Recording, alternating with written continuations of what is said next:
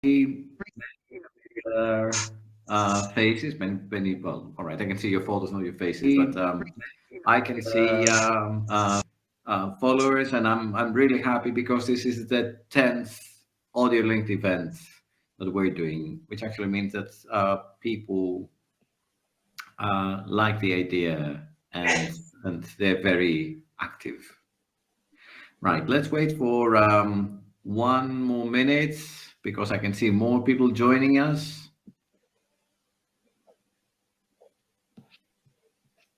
I would like to thank Anna Zaharatu for helping with the recordings and supporting the audio LinkedIn event. And I think that now most people have actually been notified. I can see more people joining. I would like to, I can see a hand being raised. All the questions will be asked at the end, say in about 30 minutes. And then we can give you the floor and you can ask questions. So welcome to Survival Strategies in TEFL, a series of LinkedIn audio events in which distinguished colleagues share their views on thorny teaching issues. This series aims to act as a forum in which people can express their own personal views freely and share them with the international educator community. In today's discussion, we're talking about mentoring, the need for fostering collaboration and boosting teacher empowerment. Our guest, Tanya Livarda, is a teacher, captivating presenter and teacher trainer, as well as oral examiner. Tanya, welcome to our event. Thank you very much for the invitation, Dimitris. I'm really happy that we are going to talk about mentoring and its implications in education. Tanya, what do you mean by mentoring? It's a very trendy word, but what exactly do you mean by mentoring? And how does this apply to teachers? Mhm. So, yes, it is a trendy word, but if we have to give a definition regarding mentoring, I think that we should take the business sector into account because businesses around the world have adopted and have already adopted various mentoring programs, and its main focus was to help new employees to become acclimatized to their jobs. In other words, they help new employees to um, with job expectations, with increasing job satisfaction and productivity. So, if we have to give a really superficial definition regarding mentoring in general, this should be the support that a novice or less experienced practitioner receives by a more experienced one. Um, and so that means that the traditional approach towards mentoring, is the experienced person passing knowledge on the more inexperienced one. However, mentoring is more than that. It's actually providing a holistic support to not only an inexperienced person, but an experienced one as well. So apart from enhancing someone's knowledge on procedures, etc., strategies, etc., um, it also provides emotional support as well in order to ensure their well-being. So to me, mentoring is like that, is providing both the knowledge, not actually providing, but guiding the mentee to find out what they need and ensure their well-being as well. And in terms of your second question, um, of course, schools and education needs mentoring. And it's something that I feel that we need to discuss later on as the discussion goes. So, of course, education needs mentoring programs. Of course, education benefits from mentoring programs for various reasons. Well, I think you've already answered my questions, and actually more than that. Obviously, and I really like the part where you mentioned the support that students need, sorry, that teachers need. Um, It does sound familiar, though. Some of us were privileged to have mentors, not officially appointed as ones, but people who actually work like that. And I can say that I was very privileged to have such people in my life. Um, but the next question that comes to mind is, all right, that's fine for the teacher, and you can give us more details. But do the students benefit from that process? Um, I'm really happy that you were lucky enough to have a mentor because to be honest with you, I wish I had a mentor when I started working like 12 years ago. Um, so of course, students benefit because let me start by saying that we as teachers benefit in many ways, like, for example, the inexperienced and the beginners ones, because mentoring programs can help bridging the gap between academic studies and the reality, the challenging reality that we face when we enter the teaching job. Um, and the experienced ones also benefit from mentoring programs because um, they receive the emotional support that we all need towards our working life. So practically, this affects our students as well. Uh, Lots of articles have been written, lots of um, workshops have been conducted regarding how to support our students' well-being, um, social well-being, emotional well-being. But how about us? So we have to understand that happy teachers have happy students. Happy students have happy teachers. It might sound like a really simple thought, but it is a fact that if we secure our well-being, if we learn how to cooperate, if we learn how to support each other, then everything might be easier for our students to support each other, to support our students, to encourage them to set goals, to help them set goals, and stuff like that. So if we can't learn how to set goals, then how can we expect our students to set goals for themselves? If we are in the middle of burnout, because unfortunately our job is one of the top jobs that face burnout issues. So if we're not well, let's say emotionally, how can we expect our students to be emotionally well? In other words, so mentoring programs can offer, especially from teachers to teachers, can help not only um, improving and enhancing teachers' knowledge, but also promoting competency, confidence that we all need, and also um, benefit from like their emotional and psychological support, reducing isolation, and of course increasing confidence and self-esteem. And all these obviously can have a positive effect on our students. It's very important what you said about our students and about the well-being of teachers. But obviously, the person who's going to act as a mentor for the teacher has to be very special. What kind of qualities, key qualities, should an effective mentor have? And can this be done by an experienced teacher, or should they have more qualifications, maybe, or training, or qualities?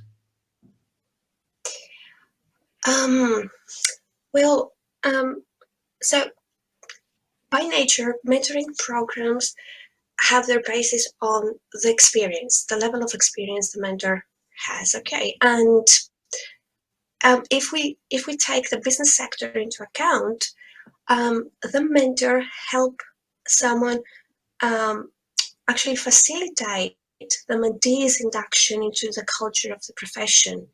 and into the specific local context. So we are talking about experience.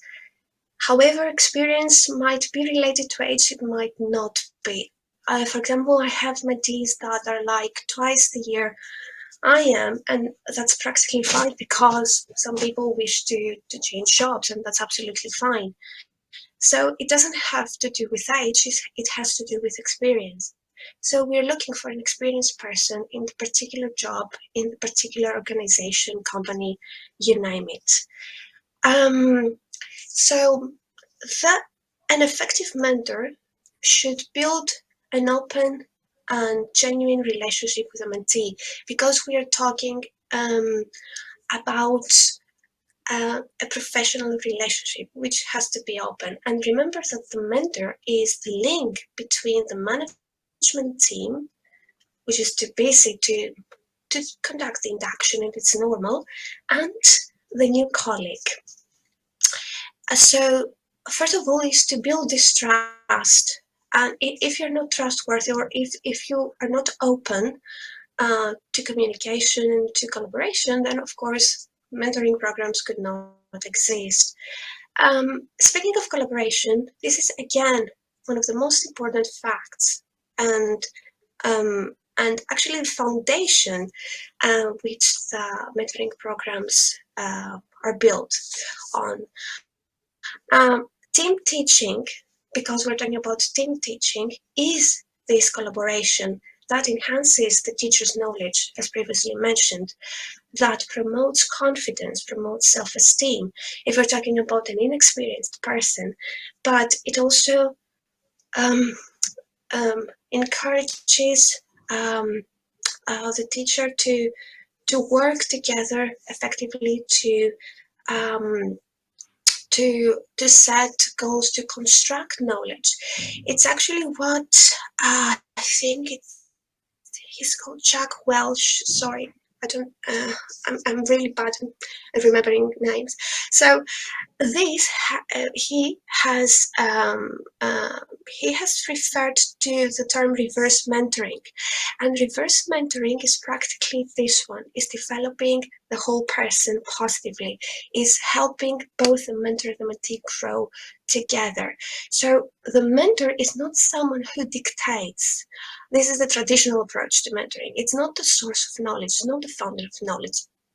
We are not gurus, okay? We're people who collaborate with another person, who share knowledge, who construct knowledge, who uh, which who generate ideas which lead to this change, innovation, and eventually personal growth. So number two is collaboration, and number three is being an active listener. Again, active listening is a totally new webinar or talk or workshop. So we tend to listen to react and not to listen to understand deeply. Um, so um, I think that we really need to listen to the other person's needs and not responding, uh, but helping them or guiding them or supporting them in any possible way to find solutions, or at least to help them find the solutions that might be true but might be correct or not. It depends. So I've recently read a book called Humble Inquiry, and mentoring programs uh, has uh, has this view of inquiry. So we ask questions, even the wrong questions sometimes, rather than tell or dictate. So we should ask questions that we don't know the answers. In this way, we build relationships. Build open and honest relationships based on the curiosity and interest in the other person. So I feel that these are the three skills that a mentor should have, an effective mentor, in order to help the colleagues or mentees. I really liked the fact that you mentioned team teaching. I was very lucky to do team teaching with more experienced teachers, like Mary Ford, who's retired now. And I was wondering, is observation, observing a mentor's lessons, could that also be part of the mentoring? I mean, I've had the opportunity to observe lessons from experienced teachers. Actually, one of them is listening to us, Sandy Gerardis, who is great. And they have been a source of inspiration for me. Would that be included in a mentor program? Yes, of course. So, one of the tools of effective of educative mentoring, actually, educative mentoring is an educational framework created by Fiona Nemser uh, from the 90s, that fosters teachers' professional learning. And as mentioned before, mentoring programs is a form of professional development, of less threatening professional development, allow me to say. So, one of the tools of educative mentoring or mentoring in education that I have presented is the observation. Another one is the co-teaching. I think that I have written one article on co-teaching. Perhaps I have to write one more about it because I have been tried that out. And two articles on communication and why we can't communicate, the teachers, and collaboration. So, of course, observation is a part of co-teaching, and co-teaching can do wonders in our classes. So the fact is that when I collaborate with um, a new institution, I always, as a teacher, I always ask for another teacher. So practically, co-teaching is two teachers share the same class. Okay, and it has different various forms. So when I ask them that I need this co-teacher, or I need another teacher in my class to observe, to discuss, perhaps to give some sort of feedback, unfortunately they look at me like an alien, and um, I have faced that here in Greece and abroad, unfortunately. So yes, observation is one of the key factors of mentoring programs. Co-teaching is another one. Co-planning, it goes side by side. And of course, the feedback is for me, because I love feedback. I love receiving feedback, and um, for me, it's extremely important that we have all these powerful tools in order to support ourselves and our colleagues. Because, as Ferris mentioned um, a few decades ago, we need people around us, and we need the other person not to tell us what we've done right or wrong, but to support us, to show us how we can view things in a different way, to perhaps to show us some solutions that we haven't thought of. So yes, I could talk like forever about observation and feedback. These are my favorite subjects. But yes, mentoring, and of course you can use that during mentoring programs. Well, you mentioned communication and giving feedback. Um, my next question is, how can effective mentorship be developed? I mean, if you had to choose three key components of effective mentoring, which ones would they be?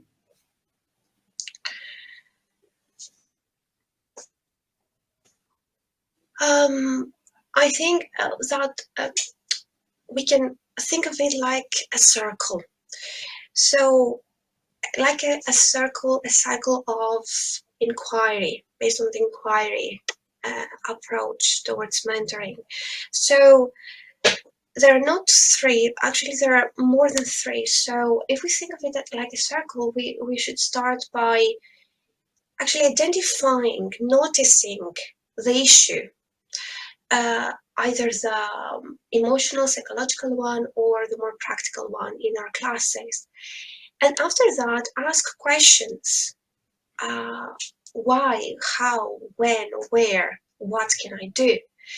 Then put the solutions through this inquiry, and through this inquiry process, you have some solutions that it might be fruitful and useful for this particular class of yours. And reflecting what went right, what went wrong, why, how again, where, etc. Then reflect. Then again, question, noticing, reframe, and reflect again. So it's like a circle. And to me, this this is how mentoring programs should develop. Of course, um, you should have a mentor in order. You should appoint a mentor.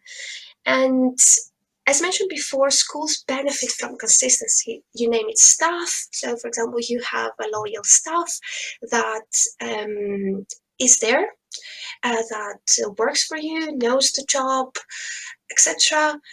From educational programs, schools benefit from that. And so, if you feel that there is someone in your organization, in your institution, that can do, um, that can play the role of a mentor, then everything comes step by step. So if you follow this inquiry process, then I feel that both the mentor, because we learn as we grow, both the mentor and the mentee will benefit, and of course the organization will benefit as well. Well, what kind of what tips would you give to somebody who would like to act as a mentor for younger or inexperienced or new colleagues at school? Mhm. Um, a tip. Well, I would say that they have they have actually to practice this relationship first. So first to act as a mentee, to view things from the mentee's point of view, because we tend um, to view our own perspective only, and we avoid seeing the other person's perspective as well. So as mentioned before, I wish I had had a mentor, because when I was appointed as a mentor, it was like 2 years ago, and I didn't know what to do. And when I started dealing with different issues that my colleagues had, etc., then I started to realize that no matter how experienced you are in a position, no matter how many books have you read on mentoring, how many courses have you done on mentoring, etc., no one can prepare you, because teaching is something unpredictable. You cannot predict many things.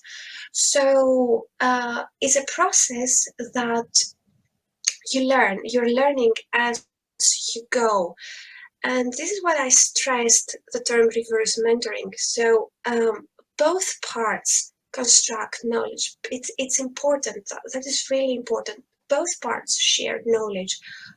I learn from the other person, from the mentee, and the mentee learns from me. So, my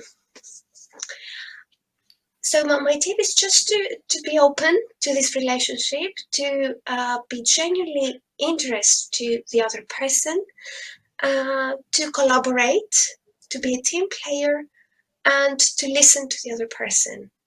And have your eyes open and your ears open, just to be open to learning. Well, I know that you're based in Greece, but we've got an international audience. Um, is it easy to create such programs at the school? Let's say at the school, and then perhaps you can tell us your experience from Greece. It is, if you're willing to, yes, of course it is. Mm. It's challenging though, because if we're talking, I can only talk about Chris because I'm working as a mentor in in England, not here in Greece. I have never worked as a mentor here in Greece, to be honest with you. Um, I can tell that in the States, in the UK, there are such programs in schools, and it's obvious that you are going to have a mentor if you're new at a job. However, unfortunately, here in Greece things are quite challenging. Let me use this word.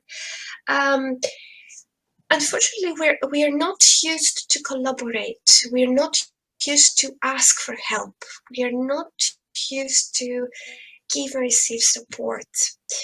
However, um, there is there was a ray of light actually 2 years ago when COVID started, and I could say that teachers' communities to be built here in Greece, teachers helping other teachers regarding learning new tools, towards online teaching, etc. So for me, it was like a really positive thing that we started asking for help. Um, and of course, since since we have that issue here, not collaborating, not let's say um, struggling working together, or the observation fact that you mentioned, and let me say that you're really lucky to have been observed here at schools in Greece, or to have a mentor here in Greece, because when I ask to observe, to be observed, when I ask a co-teacher, things are really strange, unfortunately. But I feel that this is going to change soon, and as long as we are open um, to collaboration, we are open to communication and to supporting each other, then I feel that this will change soon. Government allows, of course. I I I agree with you, and peer support, peer-to-peer teaching is a very important part. It can help sustain innovation, and I think that very often it can actually take the steam, particularly when there are long periods of pressure, either because there's a big project underway, or during difficult times like the lockdown. And obviously, a mentor could actually do some peer support as well. Um, I think now we can actually open the floor to the audience. I don't know if there's if there are any questions from the audience. If you want to ask a question, you just need to raise your hand. You will find a react button at the bottom of the box.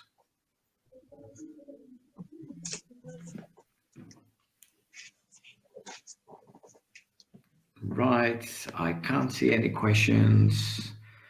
Um, so I don't know if you would like to add anything else to those who would like to act as mentors or who would like to become mentees. Not really, just not to be afraid of this relationship. It's not like an authoritative relationship, it's transformational relationship, I feel. So just be open to it. Well, thank you very much for being with us. Hope you enjoyed the event, and very soon we're going to announce our uh, next guest. Tanya, thank you very much for being with us. I would like to thank the audience for being with us. Looking forward to our next Thank you. event. Thank you Thank you very very much, much. everybody. Thank you.